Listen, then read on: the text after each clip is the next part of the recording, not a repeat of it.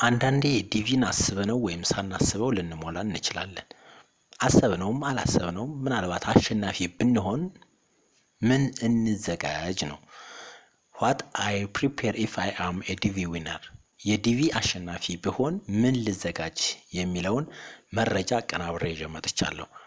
ሁላችሁም ይህን ቪዲዮ ከመጀመራችሁ በፊት ላይክ እናደርገዋለን። ወደ ቪዲዮው እንሂድ።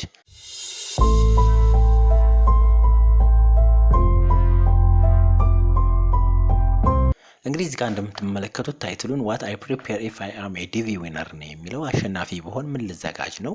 እንግዲህ እንደምታዩት DV winners referring to winners of diversity visa lottery program must go through several steps to prepare for their immigration to the United States ይላል። እንግዲህ here are a general outline of the preparation process እንግዲህ ከዚህ በታች ማሳያችሁ አንዳንድ የፕሪፓሬሽን ወይም የምትዘጋጁባቸው ሁኔታዎች ናቸው ማለት ነው።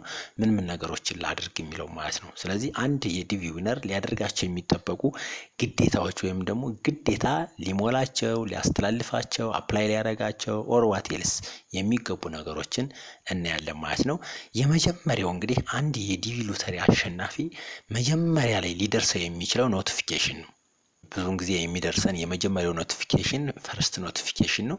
ስለዚህ winners are notified through the DV lottery website and must keep their confirmation number safe as it is required for further processing ማለት እንግዲህ ያው የዲቪ ኮንፈርሜሽን ነምበሩን ፕሮቴክት በማድረግ ወይም በመያዝ ይህ ኖቲፊኬሽን ሊደርሰው ይችላል ማለት ነው። እንግዲህ በዌብሳይት ነው ይሄ ታወቀ ነው። ኢሜል ሊልኩ ይችላሉ ወይም ደግሞ ቼክ በመታረጉበት ጊዜ ተመርጣችኋል ወይም ደግሞ ኮንግራቹሌሽን ሊሉ ይችላሉ ማለት ነው። ይሄ መጀመሪያው ነው።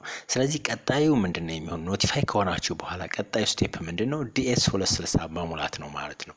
ማንኛውም ዊነር ግዴታ ይሄንን ዲኤስ 260 በኦንላይን መሙላት ይጠበቅበታል ማለት ነው። ዲኤስ 260 ፎርም ማለት ኢማይግራንት ቪዛ ኤሌክትሮኒክ አፕሊኬሽን ይባላል። ከነስሙ እንግዲህ ኤሌክትሮኒክ አፕሊኬሽን ማለት ያለምንም ከማንም ሰው ጋር ሳትገናኙ ወይም ደግሞ ማለት ከኤምባሲ ወይም ከዩኤስ ገቨርንመንት ጋር ሳትገናኙ በኦንላይን የሚሞላ ፎርም ነው።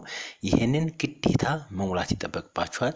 በአብዛኛው ፐርሰናል ኢንፎርሜሽን፣ ፋሚሊ ዲቴል እና ሌሎች የተለያዩ ሪኳየርድ ኢንፎርሜሽኖች ይካተቱበታል ማለት ነው። ስለዚህ ኖቲፊኬሽን ካወቃችሁ በኋላ ቀጣዩ ስቴፕ ዲኤስ 260 ፎርምን መሙላት ይሆናል ማለት ነው።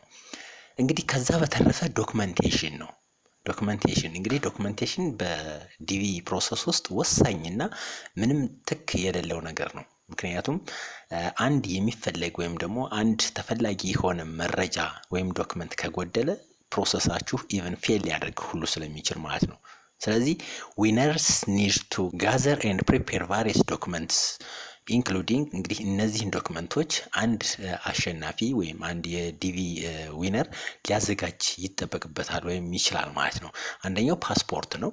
እንግዲህ ያው for principal applicant and each dependent ነው የሚለው ያ ማለት እንግዲህ ምናልባት ልጆች አሉኝ ቤተሰቦች አሉኝ የምትሉ ከሆነ ያኔ ነው each dependent የሚለው። ከዛ ውጭ principal applicant የሚባለው ራሳችሁ በራሳችሁ ስም የሞላችሁት አካል ማለት ነው። አንተ አበበ ብትሆን ወይም ደግሞ አንቺ አልማዝ ብትሆኚ ፕሪንሲፓል አፕሊካንት የሚባለው እናንተ አልማዝ ወይም አበበ ያመለከቱት ማለት ነው። ስለዚህ ፓስፖርት ግዴታ ነው ማለት ነው። ሁለተኛው በርዝ ሰርተፍኬት ነው። እንግዲህ ያው ወደ ኢንተርቪው በምትሄዱበት ጊዜ ያስፈልጋል በርዝ ሰርተፍኬት ኢቭን ኢፍ ፓስፖርት እንኳን አፕላይ ለማድረግ በርዝ ሰርተፍኬት እንደሚያስፈልግ ግልጽ ነው ማለት ነው። ሌላኛው እንግዲህ ማሬጅ ሰርተፍኬት ነው። ኢፍ አፕሊኬብል ይላል። ያ ማለት ምናልባት ከተጠየቃችሁ ወይም ደግሞ አግባብነት አለው ከተባላችሁ ይሄም ሊያስፈልግ ይችላል። የጋብቻ ሰርተፍኬት ማለት ነው። ስትሞሉ እንግዲህ ሚስት አለኝ ባል አለኝ የምትሉ ከሆነ የግድ ለዛ ማረጋገጫ የሚሆነው ማሬጅ ሰርተፍኬት ነው ማለት ነው። ሌላኛው ፖሊስ ሰርተፍኬት ነው። አሁንም ደግሞ እንግዲህ ከፖሊስ መስሪያ ቤት ወይም ደግሞ ፍቃድ ካላቸው ነው። በነገራችን ላይ የወረዳ የክልል የቀበሌ ምናምን የዞን ሳይሆን ፍቃድ ያላቸው አሉ። ስለዚህ ፖሊስ ሰርተፍኬት የግድ ያስፈልጋል ማለት ነው። ምንም አይነት ወንጀል እንደሌለባችሁ ከዚህ በፊት ክሪሚናል ሪከርድ ወይም ደግሞ ከቴሮሪስት ኦርጋናይዜሽን አፊሊዬሽን እንደሌላችሁ ወይም ሌሎች ነገሮችን የሚያካትት ንጹህና የዚህ ሀገር ወይም ያላችሁበትን የዜግነት ገልጸው እንዲህ አይነት ሰዎች ናቸው የሚል ደብዳቤ ፖሊስ ሰርቲፊኬት ያስፈልጋል ማለት ነው። ሚሊታሪ ሪከርድ ኢፍ አፕሊኬብል ይላል። ምናልባት የውትድርና እንትን ካላችሁ ምናልባት እሱም ሊያስፈልግ ይችላል። ኢፍ አፕሊኬብል ይሄም ሜዲካል ኤግዛሚኔሽን ሪከርድ ይላል። የጤንነታችሁ ሁኔታ ነው። ይሄኛው በነገራችን ላይ ለኢንተርቪው ቀጠሮ ከያዛችሁ በኋላ ነው የምታመለክቱት ማለት ነው። ሜዲካል ኤግዛሚኔሽን ሪከርድ አለ። እንግዲህ ሜዲካል ኤግዛሚኔሽን ሪከርድ አሁንም ምናልባት የት ነው የምናደርገው ልትሉ ትችላላችሁ። እንደማንኛውም ሪኩዌስት ወይም ደግሞ እንደማንኛውም ድርጅት ጥያቄ የሜዲካል ኤግዛሚኔሽን ውጤት ከማንኛውም ቦታ አይወሰድም። ፍቃድ ያላችሁ አዲስ አበባ ውስጥ የሚኖሩ በኤምባሲው የሚታወቁ በአሜሪካን ኤምባሲ የሚታወቁ ዶክተሮችና የጤና አገልግሎት መስጫ ተቋማት አሉ። እነሱ ጋር ሄዳችሁ ነው ማለት ነው የምታጽፉ። ስለዚህ ከማንኛውም ሆስፒታል ብትወስዱ ሪፈራል የሆኑ ሆስፒታሎች ራሱ ብትሄዱ ተቀባይነት አይኖረውም። ስለዚህ ፊክስድ የሆኑ የሜዲካል ሴንተር አሉ ፍቃድ ያላቸው ከነሱ ነው የምትወስዱ ማለት ነው። እንግዲህ ከዚህ በተጨማሪ አፊዴቲቭ ኦፍ ሰፖርት ይባላል ወይም ደግሞ ፎርም I-86 ፎርም ይባላል። እንግዲህ ምናልባት ይሄ ለኢትዮጵያውያን ግዴታ አይሆን እርግጠኛ አይደለሁም፣ ግን ይሄ ፎርም ይሞላል። አይ ቲንክ ይሞላል።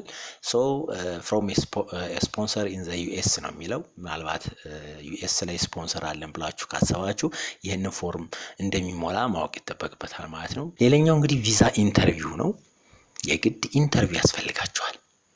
ኢንተርቪው ያስፈልጋል። ሶ ዊነርስ አር ስኬጁልድ ፎር a visa interview at the US embassy or consulates in their home country ይላል። you must bring all required documents to the interview ይላል። እንግዲህ ግዴታ የቪዛ ኢንተርቪው ያስፈልጋቸዋል ማለት ነው። ሜዲካል ኤግዛሚኔሽን ይሄኛውን ቅድም ያልኩት ነው። ሜዲካል ኤግዛሚኔሽንም አስፈላጊ ጉዳይ ነው ማለት ነው።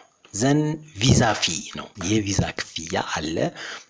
ክፍያው በዶላር ነው፣ ነገር ግን ተመንዝሮ ነው የምትከፍሉት ማለት ነው። ያ ማለት ለኢንተርቪው እንደተጠራችሁ ነው የምትከፍሉት። እዛ ክፈሉ ሲሏችሁ ነው የምትከፍሉት። ቀድማችሁ ምናምን የሚከፈል ክፍያ አይደለም።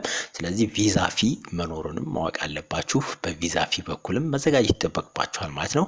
ሌላኛው ትራቭል አሬንጅመንት ነው። ምናልባት እንግዲህ የጉዞ ሁኔታን ማመቻቸት ምናምን ነው።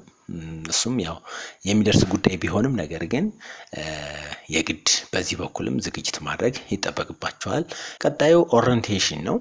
አንዳንድ ኤምባሲዎች ምናልባት የአሜሪካ ኤምባሲ ሊሆን ይችላል፣ ሌሎች ኤምባሲዎችም ኦሪንቴሽን ይሰጣሉ ወይም ደግሞ መግለጫ የግንዛቤ ማስጨበጫ ይሰጣሉ ስለ ሁኔታው አጠቃላይ ስላለው ነገር ማለት ነው። ምክንያቱም ያው ኦሪንቴሽን ሳይኖራችሁ ቀጥታ ዩኤስ ከምትሄዱ ቀድማችሁ እዚህ ኤምባሲ ውስጥ ስለ ዩኤስ አጠቃላይ መረጃዎችን ስለ ጉዞ፣ ስለ ሁኔታው፣ ስለ አጠቃላይ ስለ ነባራዊ ሁኔታ ይነግሯችኋል ማለት ነው። ስለዚህ ለኦሪንቴሽንም መዘጋጀት ግድ ይላል ማለት ነው። እንግዲህ አት ዘ ኢንድ ምንድነው የሚሆነው ማለት ነው? አት ዘ ኢንድ ግሪን ካርድ ነው። አት ዘ ኢንድ ግሪን ካርድ ነው። እንግዲህ upon entry into the United States, DV winners will receive their green cards which serve as proof of their lawful permanent resident status ያድርግላችሁ። እውነት ይህን ሁሉ ፕሮሰስ ካለፋችሁ በኋላ እንግዲህ ቀጣዩ ምንድነው? ግሪን ካርድ ነው። ለግሪን ካርድ ማዘጋጀት ነው ማለት ነው። እንግዲህ ግሪን ካርድ ካለ ደግሞ ምን ማለት ነው ማለት ነው? ያለ ምንም መጨናነቅ ሙሉ ለሙሉ የሬዚደንት ወይም ደግሞ ቋሚ መኖሪያ እንዳላችሁ የምታረጋግጡበት ሁኔታ ይፈጠራል ማለት ነው። so it is important for DV winners to carefully follow the instructions provided by the US Department of State።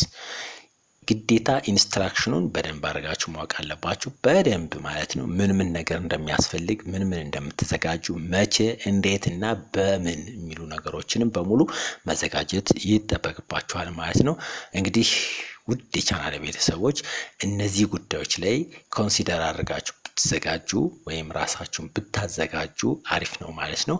ምክንያቱም አንድ ሰው እንግዲህ ዝም ብሎ በምን ጉዳይ ልዘጋጅ፣ የት ሄጄ ልዘጋጅ፣ እንዴት፣ መቼ፣ በምን የሚሉ ነገሮችን ከሚወዛገብ ይልቅ እነዚህ ጉዳዮች እንደሚያስፈልጉ በማሰብ ቢዘጋጅ የተመረጠ ይሆናል ብዬ በማሰብ እነዚህን ዶክመንቶች አዘጋጅቼ በቪዲዮ መልክ አቀናብሬ መጥቻለሁ ማለት ነው። ስለዚህ ኖቲፋይ ትደረጋላችሁ። ዲኤስ 260 ትሞላላችሁ። ዶክመንታችሁን ፓስፖርት፣ በር ሰርተፍኬት፣ ማሬ ሰርተፍኬት፣ ፖሊስ ክሊራንስ፣ ሜዲካል ኤግዛሚኔሽን እንዲህ አይነት ነገሮችን ትይዛላችሁ። ሌላኛው እንግዲህ I-846 የሚባለውን ፎርም ትሞላላችሁ። ቪዛ ኢንተርቪው አለ። ሜዲካል ኤግዛሚኔሽን ምናልባት ከቀደም ብየዋለሁ። ቪዛ ፊ አለ። ዘን ትራቭል አሬንጅመንት፣ ኦሪንቴሽን አት ዘ ኢንድ፣ ግሪን ካርድ ለግሪን ካርድ ያውቃችሁ። ለማንኛውም እንግዲህ እነዚህ ነገሮች ላይ ብትዘጋጁ ወሳኝ በመሆኑ ይህንን ቪዲዮ ላዘጋጅ ተገርጃለሁ ማለት ነው። ሶ የዲቪ አሸናፊ ብትሆኑ ልትዘጋጁ የምትችሉበት ነገር እነዚህ ነገሮች ናቸው ማለት ነው። እነዚህ ነጥቦች ላይ ብትዘጋጁ ውጤታማ ትሆናላችሁ ማለት ነው። ውድ የቻናሌ ቤተሰቦች ለዛሬ ያዘጋጀሁት ቪዲዮ ይህንን ይመስል ነበር። በሌላ ቪዲዮ እስከምንገናኝ ድረስ